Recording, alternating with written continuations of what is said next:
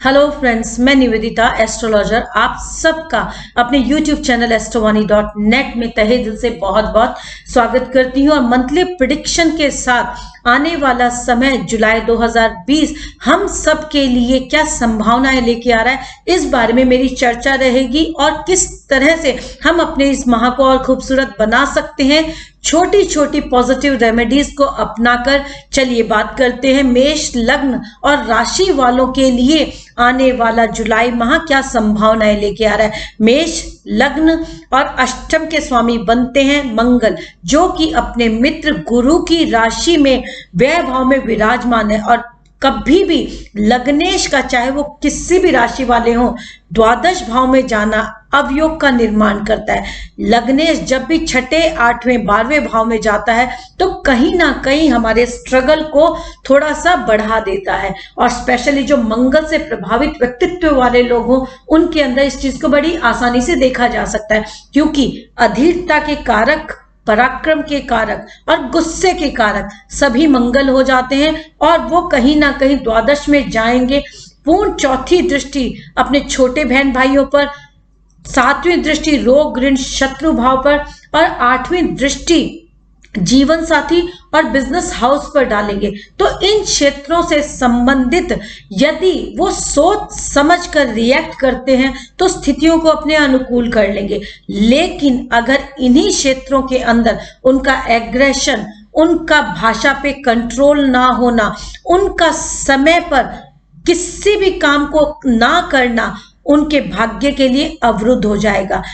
लेकिन वहीं कहते हैं ना कि बुराई में भी अच्छाई को देखना चाहिए। जब हम किसी भी पॉजिटिविटी को तलाशते हैं तो जरूर हमें संभावनाएं मिलती हैं। मंगल अभी 1.5 माह के करीब द्वादश भाव में विराजमान रहेंगे, लेकिन वहां 30 तारीख को यानी कि 30 जून को गुरु, जो कि उनके अति मित्र हो जाते हैं, अपनी ही मूल त्रिकोण राशि में आएंगे और पूर्ण पंचम दृष्टि लग्न पे डालेंगे। तो इनके लिए बहुत खूबसूरती का समय आने वाला होगा। इस समय का मेष राशि और लग्न वालों को लाभ लेना चाहिए। इनके भाग्य में वृद्धि देखी जाएगी।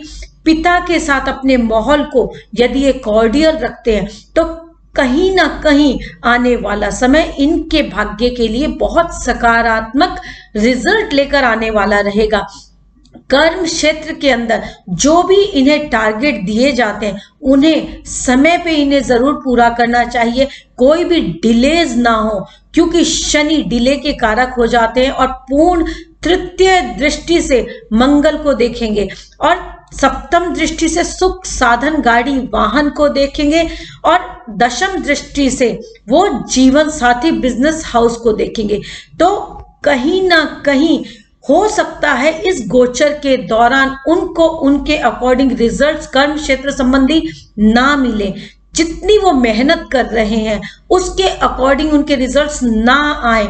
हो सकता है अपने काम को लेकर इस गोचर के दौरान उनको एक अजीब सी नकारात्मकता महसूस हो। तो जैसा मैंने पूर्व में कहा कि पराक्रम के कारक मंगल, यदि आप अपनी मेहनत को, जहां पे आपको 100 चाहिए, अगर 75% की, तो रिजल्ट्स कैसे आएंगे आपके अकॉर्डिंग। जहां पर जरूरत है 100 की, वहां आप 110 करें, तो इट मीन्स आप अपनी मेहनत को जो अतिरिक्त करनी चाहिए अगर करते हैं तो आप अपने भाग्य में वृद्धि कारक रहेंगे।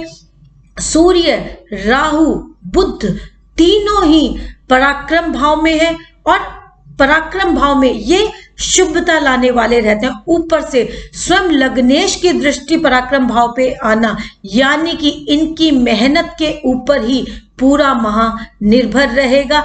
मेहनत में यदि कमी की तो भाग्य को अवरुद्ध करेंगे, लेकिन अगर मेहनत इनकी सार्थक रही, इन्होंने मेहनत से जी नहीं चुराया, तो अपने भाग्य में वृद्धि कारक रहेंगे। आने वाले समय में धर्म के प्रति इनका रुझान बढ़ेगा। कहते हैं ना कि धर्म के साथ चलना जरूरी है, लेकिन धर्मांधता बढ़ना कहीं ना कहीं एक अजीब सा अंधविश्वास क्रिएट करने वाला रहेगा। इसलिए विश्वास करें, अंधविश्वास ना करें। किसी भी चीज के डू एंड डोंट्स को पहले देखें, जाने, पहचाने, उसके बाद ही रिएक्ट करें। इसलिए जरूरी है कि अगर इनको अपने सुख साधन गाड़ी वाहन में वृद्धि करनी है तो अपनी मेहनत को सार्थक करते हुए चले। पिता का आशीर्वाद लें, कॉर्डियल रहे, माता जी के साथ किसी भी तरह के एग्रेशन से बचें, क्योंकि घर के अंदर हो सकता है कि कोई भी पारिवारिक संपत्ति को लेकर, कोई भी लीगल मैटर को लेकर, कोई भी बिजनेस से रिलेटेड इश्यू को लेकर हो सकता है कि ये थोड़े से नकारात्मक हो। लेकिन जरूरी हो जाता है कि आप बड़ों की राय के साथ यदि चलते हैं, उनसे यदि सलाह लेते हैं या अपने जीवन साथी की बात को मानते हैं, क्योंकि कई बार हमें हो सकता है कोई भी ऐसी बात जो एक रास्ता दिखा सकती है जरूर माननी चाहिए। इसलिए हमको स्वीकार्य भाव से हर चीज को जानकर पहचानकर आगे बढ़ना चाहिए। माता पिता का आशीर्वाद लेकर आगे बढ़े। कर्म क्षेत्र संबंधी स्थितियां आपके अनुकूल होती चली जाएंगी। आप आने वाला समय जो रहेगा वो बहुत पॉजिटिविटी लेके आ रहा है। इसलिए मेष लग्न और राशि वालों को इस गोचर के दौरान सकारात्मक होना चाहिए। हनुमान जी की पूजा करनी चाहिए।